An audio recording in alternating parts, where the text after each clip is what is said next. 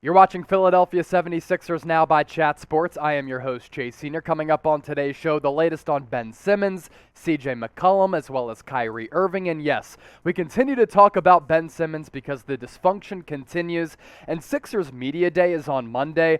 I imagine the scene at the practice facility in Camden is going to be very, very awkward because Doc Rivers and almost every player within this organization is going to be asked about Simmons. Let's first get you caught up on the reporting yesterday from Woj. He had said what we basically already knew, that Ben Simmons is not planning on reporting to training camp, which starts on September 28th.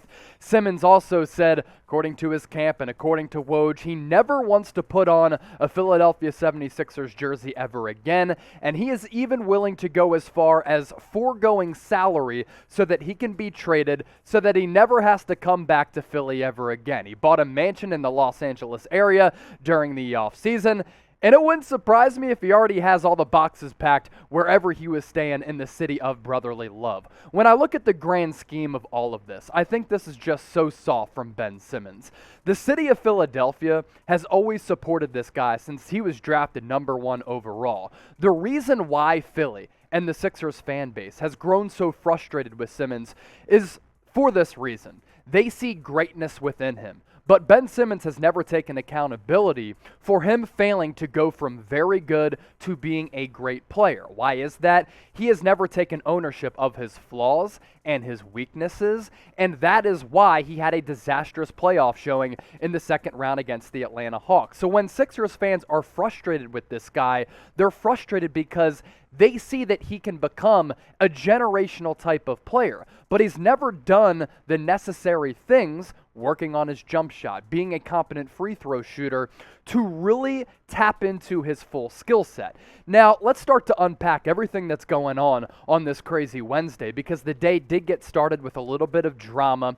Doc Rivers went on First Take on ESPN and said this about Ben Simmons. In sports, there's been so many times this has happened that hasn't been reported, and the guy ends up coming back when these trade rumors, of course, circulate.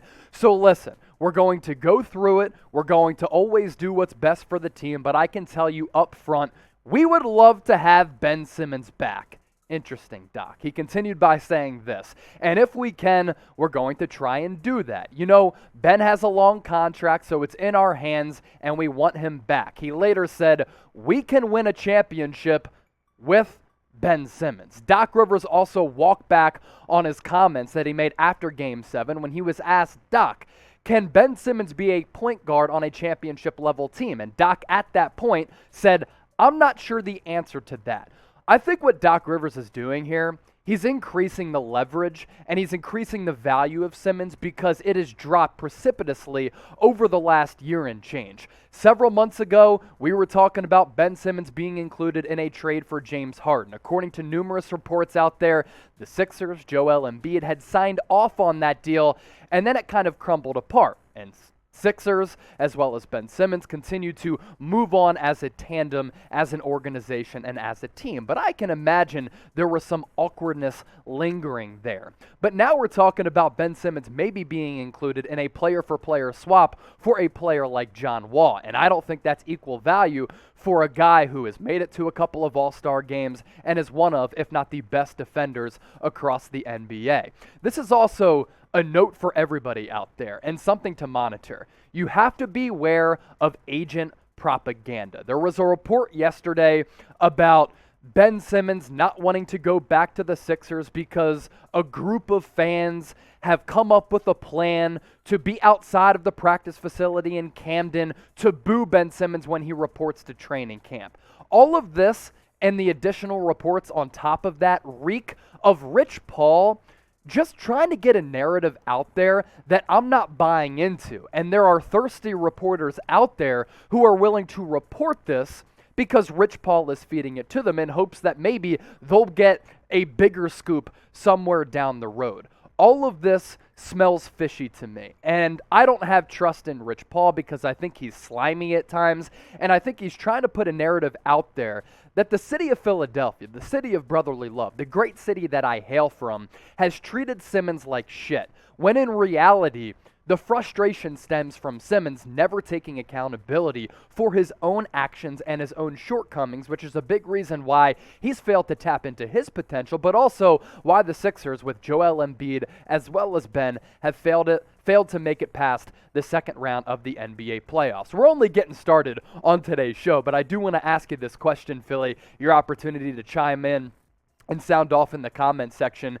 With what Doc Rivers had said on First Take, do you think there's any chance that Simmons returns to the Sixers? Type L for likely, type U for unlikely. I'm not buying into this hype. I'm typing my U for unlikely.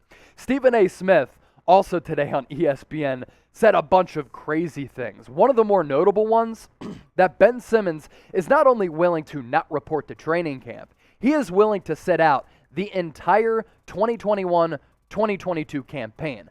That's how contentious this relationship has become. That's how much Simmons hates his situation in Philadelphia.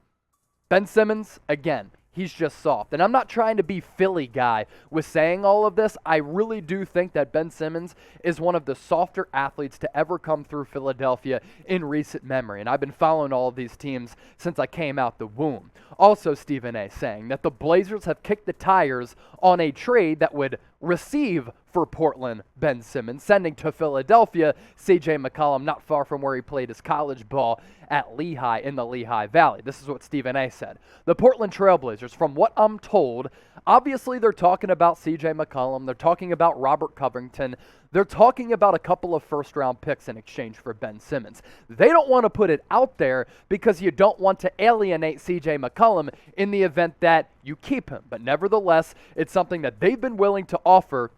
The Sixers have not been willing to bite.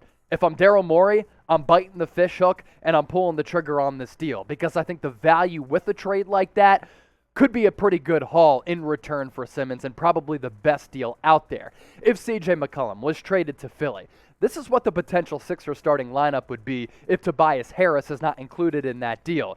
If he is, maybe you bring in Rocco, a former Sixer, former process Sixer, and you put him in the starting lineup. But let's roll with this first. Tyrese Maxey becomes your starting point guard. I think he can average 15 to 20 points per game with more shot opportunities. You have CJ McCollum playing off ball as the 2. Tobias Harris can play a little bit of 3, a little bit of 4, and let's just throw Robert Covington in there. You could also put Seth Curry in the starting lineup as well. I think he'd bode well in this starting 5 because he can just make it rain from deep. In the playoffs on open three-point shot attempts, he was able to knock them down at a 90% clip. And then you have Joel Embiid, who, as long as he's healthy, I think he's going to be in the running for the MVP. The Sixers did announce they're getting into the cryptocurrency game. They marketed that with Joel Embiid. He looks slimmed down, and he looks really good. Hopefully that knee holds up with that meniscus injury. CJ McCollum, what did he do last year?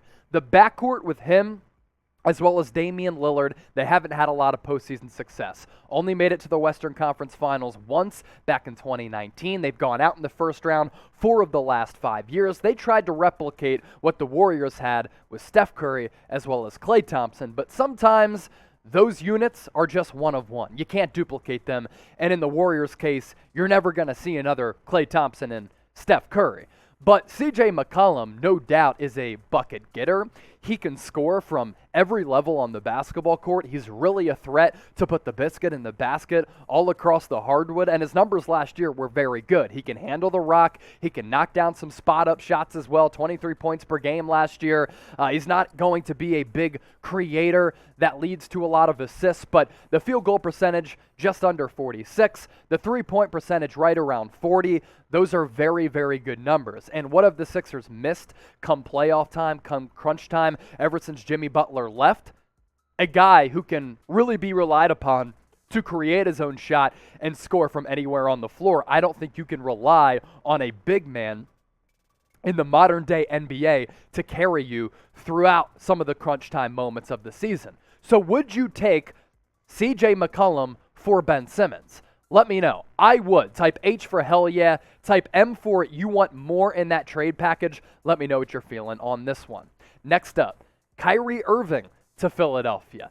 Stephen A. Smith said This almost happened. We'll get to that here in a moment, but first, shout out to today's sponsor, BetUS. This is the best deal that any sportsbook has to offer, and no matter where you are across America, this deal will apply. Here it is for you. Chatsports.com/bet. You go there, you enter the promo code CHAT125, you get a 125% deposit bonus. What that means is you put $100 into your account, you get an additional $125 on top of that. That's $225 to wager with. Maybe you want to throw some ched on the Eagles being underdogs. It's Dallas hate week. Or maybe you look at the odds to win the Eastern Conference and you see the Sixers at 7-1 odds.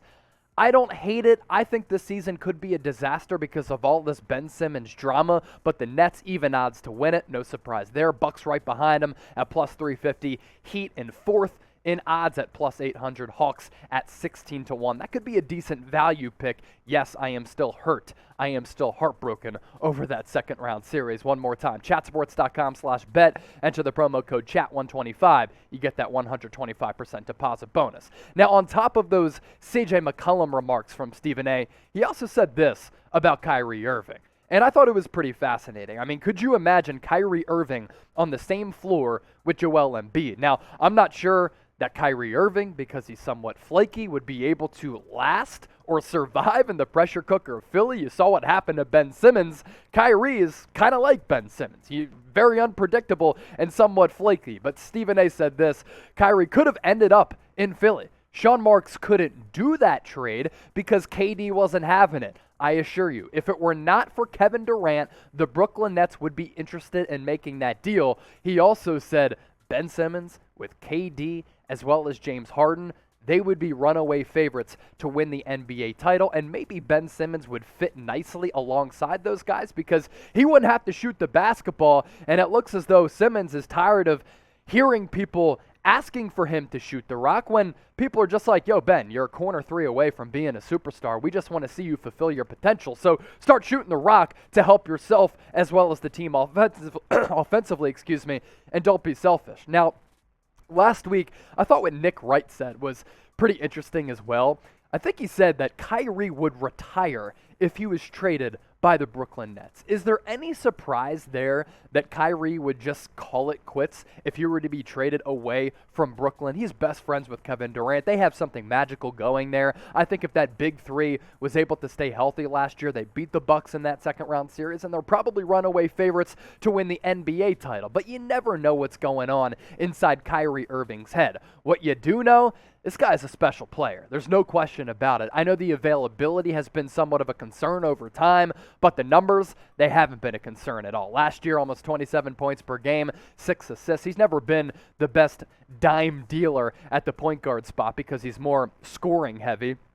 And he shot around 50.5% from the floor. Kyrie Irving is an elite player, and that's the skill set of a player that you want to pair alongside Embiid because they complement each other so well. Embiid has never, outside of Jimmy Butler, really had a go-to offensive option who can take the pressure off of him down low to really maximize the spacing ability offensively on that end of the floor. You get Embiid a floor spacer, a bucket getter, a shot creator, and I think it makes him better. But we've never really been able to see that outside of that one season with Jimmy Butler. And how much can you count on Kyrie Irving if this trade were to come to fruition, which I don't think it is going to at all because I do buy stock into Kyrie saying, you know what, if I get traded, I'm done, because that's the type of dude that Kyrie has been. History shows us that is indeed the case. Would Kyrie, though, make the Sixers title contenders? Have fun with this.